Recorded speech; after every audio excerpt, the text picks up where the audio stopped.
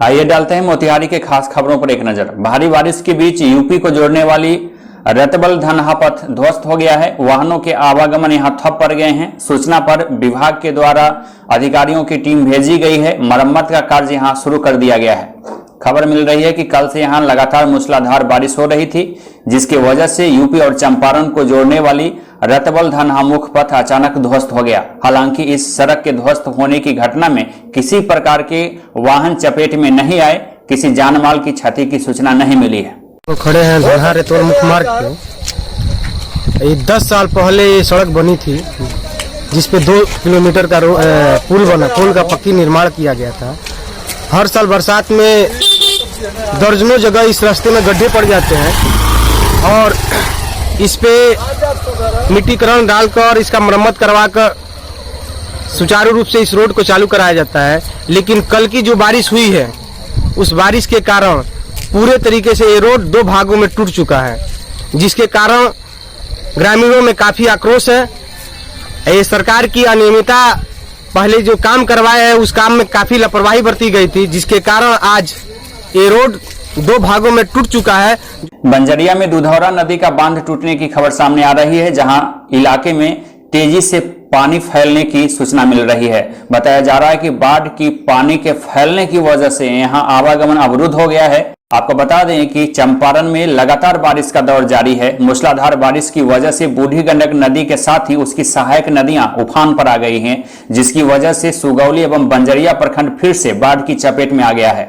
आज सुबह से ही तेज बारिश की वजह से बंजरिया प्रखंड क्षेत्र के फुलवार उत्तरी पंचायत के घोरमरवा गांव के समीप दुधौरा नदी का बांध पानी की दबाव की वजह से टूट गया, जिसके बाद अफरा तफरी का माहौल उत्पन्न हो गया। बाढ़ का पानी तेजी से फैलना शुरू हो गया। उधर बेतिया में नगर निगम खुद ही डूबता नजर आ रहा है, बरसात की पानी में खुद ही तैरता नजर आ रहा है। तो ऐसे में दूसरों की सुरक्षा कैसे हो सकेगा, यह बड़ा सवाल शहर के लोगों को कौंधने लगा है।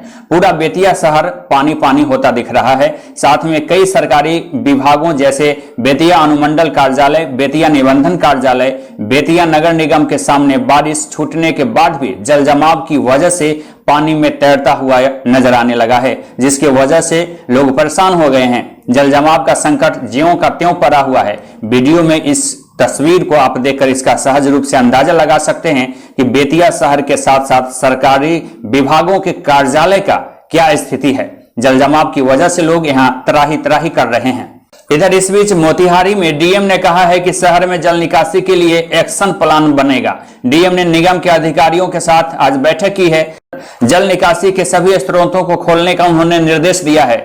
उन्होंने कहा है कि बारिश से शहर के जितने भी जल जमाव वाले स्थल हैं, उनका अधिकारी निरीक्षण करें और आवश्यक रूप से कार्रवाई सुनिश्चित करें। दरअसल आज जल जमाव की खबर के बीच शहर में डीएम स्वयं निकले थे और कई स्पॉट का उन्होंने मुआयना किया। निरीक्षण करते हुए अधीनस्थ अधिकारियों को उन्होंने कई गंभीर आदेश निर्गत किए हैं। जिलाधिकारी शीर्षत कपिल अशोक आज खुद बारिश के कारण शहर में जल जमाव की स्थिति का मुआयना करने निकले थे। मोतिहारी शहर के हवाई अड्डा चौक, बरियारपुर स्थित कुरबा पुल, आर्य समाज चौक, चांदनी चौक एवं पुलिस लाइन का उन्होंने खुद से निरीक्षण किया। कल से टोरेंशियल रेन हुआ है, हेवी रेन हुआ है। शहर के साथ साथ गांव में भी पानी बहुत सारी जगह पे लगा हुआ है, लेकिन यह है कि थोड़ा धैर्य रखना है। जो भी कमियां होगी काम वगैरह वो दूर करने के लिए जो वगैरह है वो थाना जेल में पंप लगाने का निर्देश दिया गया है। साथ साथ जो है पट्टा गैंग जो होता है एक्स्ट्रा बढ़ाने के लिए, और आप यहाँ आर्य समाज रोड पे भी आप देख रहे हैं मेजर रोड है, लेकिन यहाँ पे पानी है। जो सक्शन मशीन लगा हुआ है बाईपास वो चांदमारी का पानी निकालने के बाद यहाँ आने के लिए कहा गया है।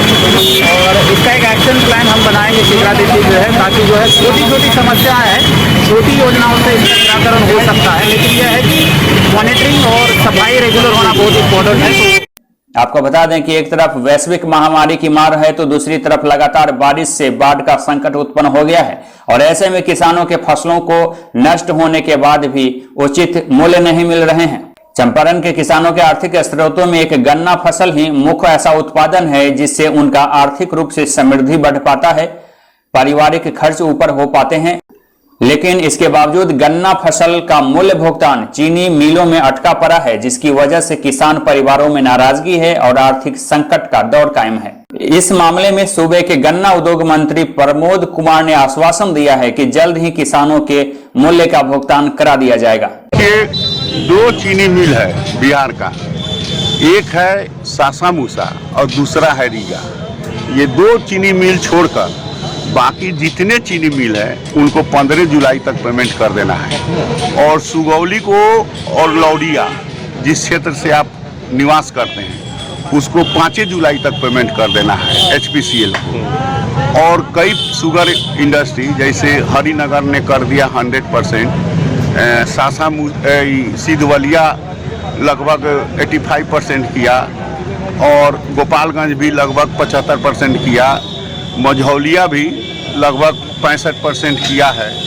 तो सरकार ने कल ही हम लोग हमारे सेक्रेटरी जो थे उनके समक्ष तमाम चीनी मिलों के साथ हम लोगों ने बैठक की। तो हम लोग 15 जुलाई तक तमाम किसान का जो बकाया है, दो मिल, एक सासामूसा और एक रीगा, तो उसके विरुद्ध भी जो वैधानिक कार्रवाई है वो हमारे सेक्रेटरी इस कार्रवाई को कर रहे हैं। और वहाँ के जिलाधिकारी को हम लोग तलब कर और इसकी विधि संगत कार्रवाई के लिए हम लोगों ने निर्देशित किया है।